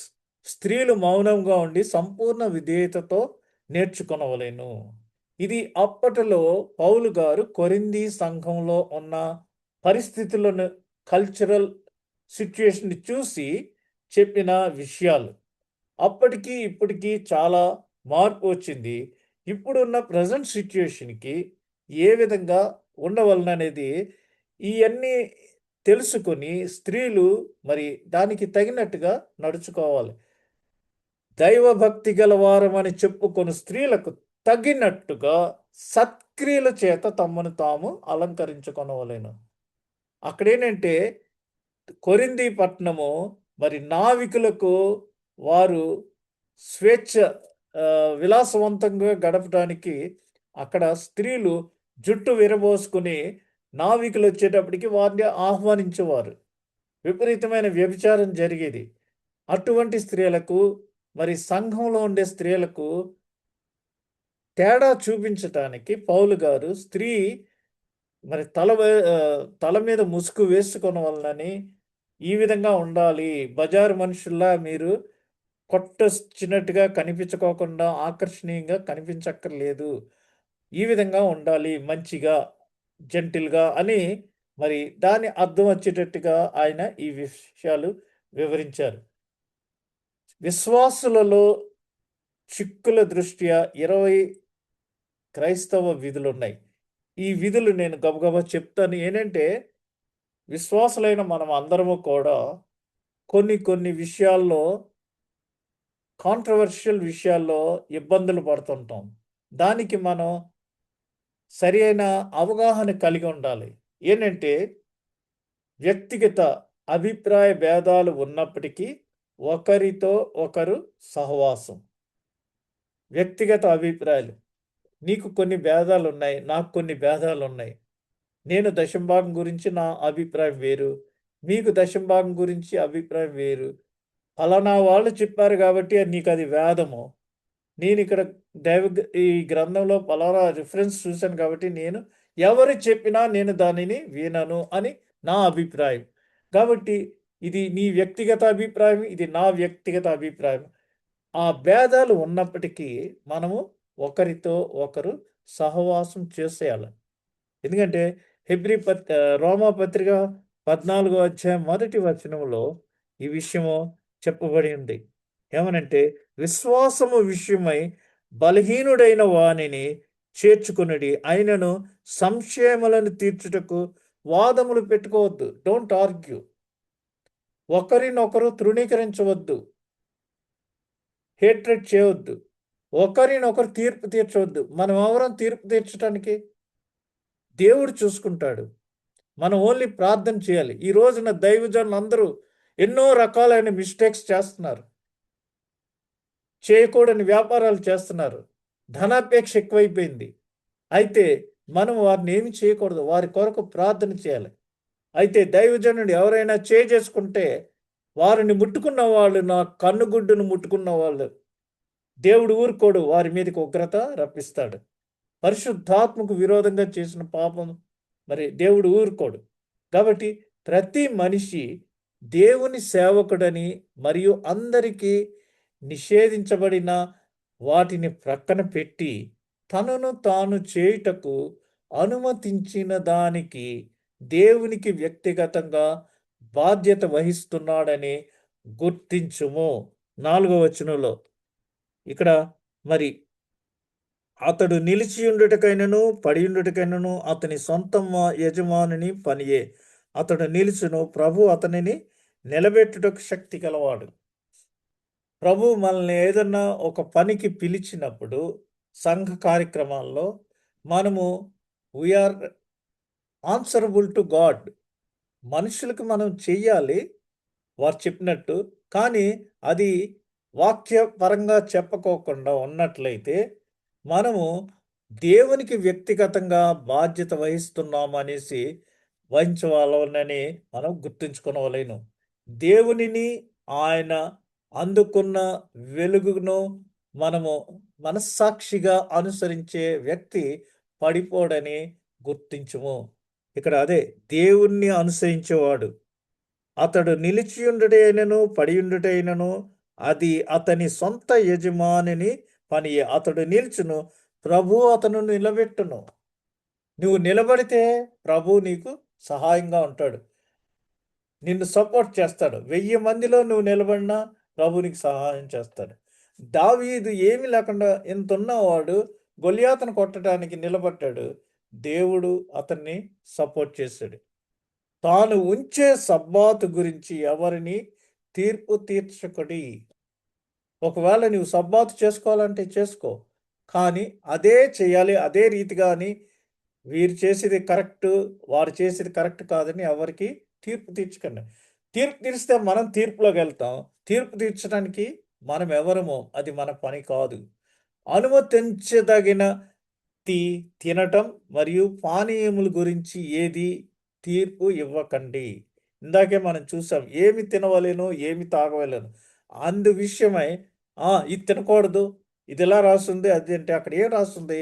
నీ సహోదరుడికి అభ్యంతరకరంగా ఉంటే ఇది తినవద్దు, అది తాగవద్దు. అంతేగాని నువ్వు ఇదే తినాలి, అదే తిను. నాన్ వెజిటేరియన్ తినేయాలంటే తినొచ్చు. తినేవాడు తిననివాడు తినేవాడిని ఏమి తీర్పు తీర్చని అవసరం లేదు అని ఇందాక నేను మీకు వివరించాను. అందరూ శాంతితో ప్రభువు కొరకు మరియు ఒకరికొకరు జీవించండి. శాంతితో లివ్ ఇన్ పీస్. నా శాంతిని మీకు అనుగ్రహించుచున్నాను. ఒకరికొకరం జీవించాలి. ఎందుకంటే ఇది సహవాసం. ప్రభు కొరకు జీవించాలి మనం. అంచేత ఒకరినొకరు శూన్యముగా ఉంచవద్దు. సైడ్ వేసేసి ఎందుకు పనికిరాని వాడిగా ఐడిల్గా ఉంచవద్దు. ఎందుకంటే ప్రభు నిలబెడతాడు. ప్రభు యజమాని మనకి. ప్రభువుకు మనము మరి ఆన్సర్ చేయవలసింది. నీ సహోదరిని నిరాకరింపనేలా మనమందరము దేవుని న్యాయ పీఠం ఎదుట నిలుతుము. ఎవరిని కూడా మరి నిరాకరించొద్దు. ఒకరినొకరు శూన్యంగా ఉంచొద్దు. అందరినీ నెహెమ్యా ఏం చేశాడు? అందరికీ ఇన్ఫార్మ్ చేశాడు. యెరూషలేము దేవాలయాన్ని మనం తిరిగి నిర్మించాలి. He announced everywhere. He involved everyone. అందరికీ ఇన్ఫార్మ్ చేశాడు. బాబు అందరు రండి అని. అందరూ వచ్చిన తర్వాత అందరినీ అందులో ఎంగేజ్ చేశాడు. ప్రతి ఒక్కరికి ఇది ఇది మీరు చేయండి అని. అందరికీ వారు చేసిన దానికి తగిన మరి షేర్ కూడా ఇచ్చాడు. కాబట్టి మనము ఏది చేసినా ఈ విధంగా చేయాలి, కానీ నేను చెప్పిందే మీరు చేయాలి అనే ఈ డిక్టేషను క్రొత్త నిబంధనలో లేదు. అలా ఉంటే అది అవివేకం. వాక్యపరంగా మనము నెహెమ్యా దగ్గర నుంచి నేర్చుకుని అందరినీ ఇన్వాల్వ్ చేసి టీం వర్క్గా అందరూ పనిచేసి దానికి సంబంధించింది అందరూ షేర్ వస్తుంది. నెహెమ్యా ఇచ్చింది అది. ఇక్కడ అలా కాదు. మీరు అందరూ పనిచేయండి, మీరు చేసిన పనికి నేను ఎంజాయ్ చేస్తాను అనే దైవజనులది కాన్సెప్ట్ కరెక్ట్ కాదు. ఎందుకంటే వాక్యపరంగా అది సబబు కాదు. ఇందులో అందరూ పాత్రులే. ప్రతి ఒక్కడు వాని క్రియ చొప్పున మరి దేవుడు రివార్డ్ ఇస్తాడు. ఇక్కడ వారి క్రియలకు సంబంధించి వారికి రావాల్సిన షేర్ ఇవ్వాలి, లేదా వారిని కనికరించాలి. అంతేగాని మీరందరూ పనిచేయండి, కానుకలను మాత్రం నేను తీసుకుని నేను ఎంజాయ్ చేస్తానంటే అందులో పని చేసిన వారు కూడా వారి ఖర్చుల కన్నా వారు మరి అర్హులు. ప్రతి మనిషి తనను తాను దేవునికి తెలియచేయవాలని గుర్తుంచుము. మనం ఏది చేసినా సరే వీఆర్ అకౌంటబుల్ టు గాడ్. ఎవరి పొరపాట్లు తీర్పు తీర్చవద్దు. ఎవరైనా పొరపాట్లు చేస్తే మనం దాని గురించి కాగా మనం ఇక మీదట ఒకరినొకడు తీర్పు తీర్చకుందుము. ఇదియుగాక సహోదరునికి అడ్డమైనను ఆటంకమైనను కలుగజేయకుందుమని మీరు నిశ్చయించుకొనుడి. ఈ రోజుల్లో సంఘాల్లో ఒకరికొకరు పడతలేదు. విభిన్నమైన మనస్తత్వం వాళ్ళు. వారికి ఇదొక మరి తీర్పు తీర్చుకుంటూ ఎక్కువైపోయింది. వీడు చేసింది తప్పండి అంటాడు, వాడు చేసింది కరెక్ట్గా. ఇది ఎక్కువైపోయింది. కొట్టుకుంటున్నారు సంఘాల్లో. మీడియా అంతా ఇదే వచ్చేసింది. సైబర్ సెక్యూరిటీ వరకు ఇవన్నీ వెళ్ళి మరి ఎంత వరస్ట్గా అయిపోయిందంటే సిగ్గుపడే అంత రీతిగా సంఘాల పరిస్థితి ఏర్పడింది. అంత దిగజారిపోయారు. ఏంటంటే సైతాను వారిలో అందరిలో బాగా బలంగా పనిచేస్తుంది. క్రొత్త నిబంధనలో ఆహారం కోసము అపరిశుభ్రంగా వర్గీకరించబడిన జంతువేదియు లేదని గుర్తించుము.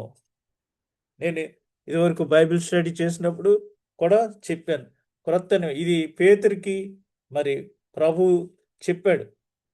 అపోస్తల కార్యాల్లో కొర్నేలియస్ ఇంటికెళ్ళే ముందు అక్కడ చతుష్పాద జంతువులు అన్నీ దేవుడు సృష్టించినవి అన్నీ ఒకటే అని చెప్పి, మరి కొంతమంది నన్ను అడిగారు, పంది మాంసం తినవచ్చా అని. తినవచ్చు, తినకూడదని ఏమీ లేదు. వర్గీకరించబడిన జంతువు ఏదీ లేదు. పాత నిబంధన సంగతి వదిలేసేయండి. క్రొత్త నిబంధనలో అలాంటిది ఏది లేదు. బట్ ఆన్ వన్ కండిషన్, మీరు పందిని ఏ విధంగా చంపుతారు? దాన్ని బట్టి తినాలో తినకూడదో నిర్ణయించుకోండి. ఇందాక ఏం చెప్పారు? కటికవాని షాప్లోకి వెళ్ళి మాంసం కొనుక్కున్నాను. కటికవాడు ఆ మాంసాన్ని ఏ విధంగా తీసుకొస్తాడు? దాన్ని రక్తము చిందించి. మీరు పందిని కోసినప్పుడు రక్తం చిందిస్తే ఓకే. ఆ పందిని చంపే విధానములో రక్తం చిందించబడకపోతే you are not allowed to eat pork. ఇతరులను నాశనము చేసే వాటిని వదులుకోవడం ద్వారా ప్రేమను ప్రదర్శించుము. ఇతరులకి అబ్జెక్షన్కరంగా ఉండి మనం వదిలేస్తే ఆ విధంగా మనం వారి ఎడల ప్రేమను చూపిస్తాము. ఫర్ ఎగ్జాంపుల్, మనం ఇతరులకి అభ్యంతరకరంగా ఏ విధమైన శబ్దాలు కానీ ఏవి చేయకూడదు. కొన్ని బిబ్లికల్ మీటింగ్స్లో, కాన్ఫరెన్స్లో బైబిల్ పేజీలు పటా పటా పటామని తిరిగేస్తే పక్కవాడు ఇలా చూస్తాడు, సౌండ్ చేస్తూ తిప్పుతున్నామని. అంత ఇదిగా ఇతరుల యొక్క స్వాతంత్రాన్ని మనం అబ్జెక్షనబుల్గా ఏమి ఉంచుకోండి.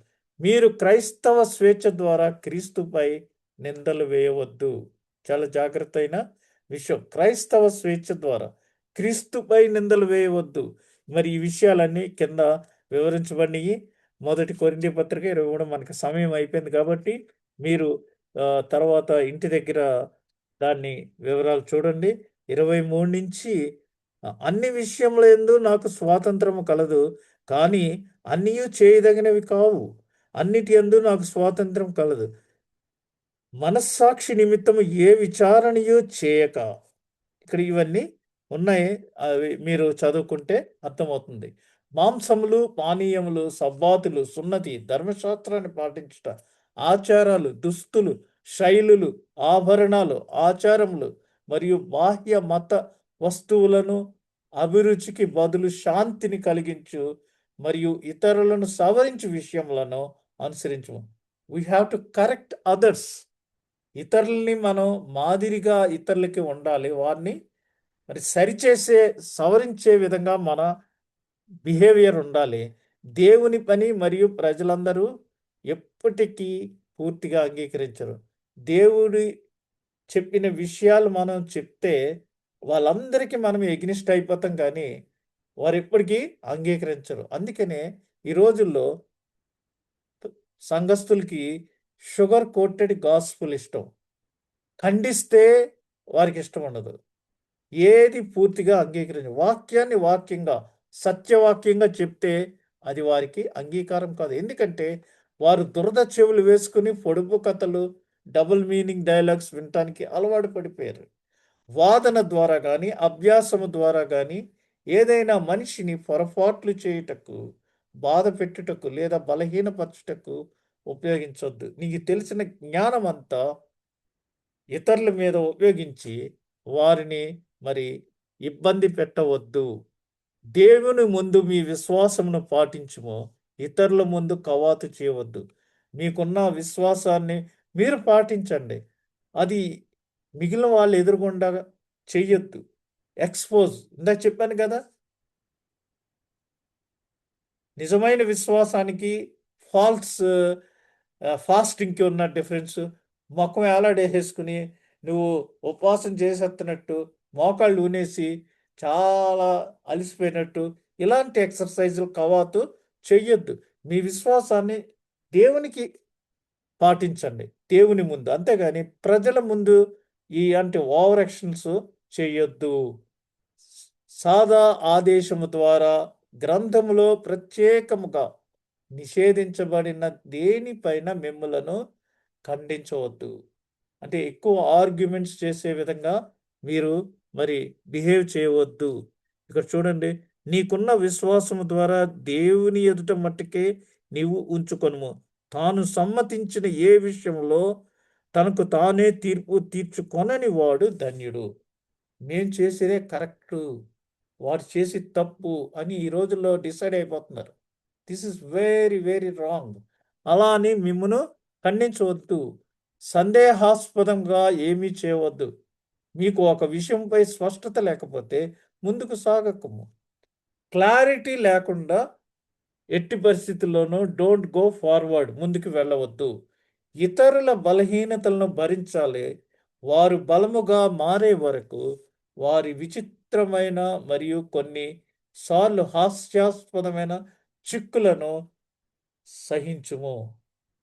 ఇతరుల బలహీనతలంటే కొంతమందికి ధనాపేక్ష ఉంటుంది. అటువంటి బలహీనత ఉన్నా మనం ఒక్కొక్కసారి భరించాలి. లేదా కొన్ని కొన్ని వీక్ పాయింట్స్ ఉంటాయి. మనం అన్నిటిని భరించి అవన్నిటి నుంచి బయటకు వచ్చే మంచిదాన్ని మనం అంగీకరించడానికి ఆ చిక్కులన్నిటినీ సహించాలి. అవి కింద భాగాల్లో వ్రాసి ఉన్నాయి. మరి రోమపత్రిక 15వ అధ్యాయము మొదటి 3 వచనాల్లో రాస్తుంది చూడండి. ప్రతివాడును మేలైన దాని యందు అతనిని సంతోషపరచవలను. క్రీస్తు కూడా తన్ను తాను సంతోషపరచుకొనలేదు, కానీ నిన్ను నిందించు వారి నిందలు నా మీద పడిను.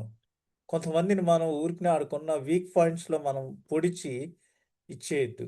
సంఘంలో ఈ రోజులు జరుగుతుంది ఏంటంటే, ఉపవాసం చేసినప్పుడు సహవాసం గురించి మాట్లాడారు. సహవాసం అంటే ఏంటి? అందరూ ఆహ్వానితులు. వీడు ఇలా అండి, ఈమె ఇలాగా, వీళ్ళని సంఘంలోకి ఎలాగా రాణిస్తున్నారంటే, నువ్వు రానివ్వకపోతే వాళ్ళు ఎలాగొస్తారు? చిన్నప్పుడు స్కూల్కి చిన్నపిల్లల్ని స్కూల్ వరకు తీసుకెళ్ళడం ద్వారా వారు స్కూల్కి వెళ్తారు. వాడిని సంఘంలోనికి రానిస్తే స్లోగా వాడిలో మార్పు వస్తుంది. వాక్యం విని నువ్వెవడో తీర్పు తీర్చడానికి. ఇతనికి సెకండ్ ఫ్యామిలీ ఉందండి, ఆమె ఇంకొకరితో ఉంటుంది, ఆమె ఇది చేయకూడదు, వీడి ఇది చేయకూడదు. You have to excuse. వారి బలహీనతలను భరించవలేను.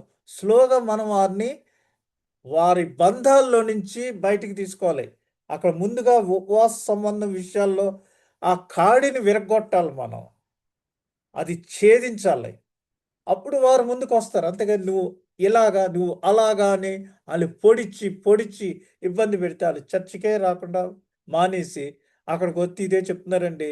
దశంభాగం ఇవ్వకపోతే ఇదంట, దశంభాగం ఇమ్మని ఒకటే సోదా. లేకపోతే నా పర్సనల్ విషయాల్లో నన్నే ఉద్దేశించి ప్రసంగం చేస్తున్నారు, ఎందుకు ఇంకా అని వాళ్ళు వెనక్కి తగ్గిపోతారు. ఎంత పాపినైనను యేసు చేర్చుకున్నాను. కాబట్టి మనము ఆ విధంగా ఏమి అనుకోకుండా వారిని అందరినీ, దేవుని రాజ్యము మాంసము, పానీయము మరియు బాహ్య మతం కలిగి ఉండదు.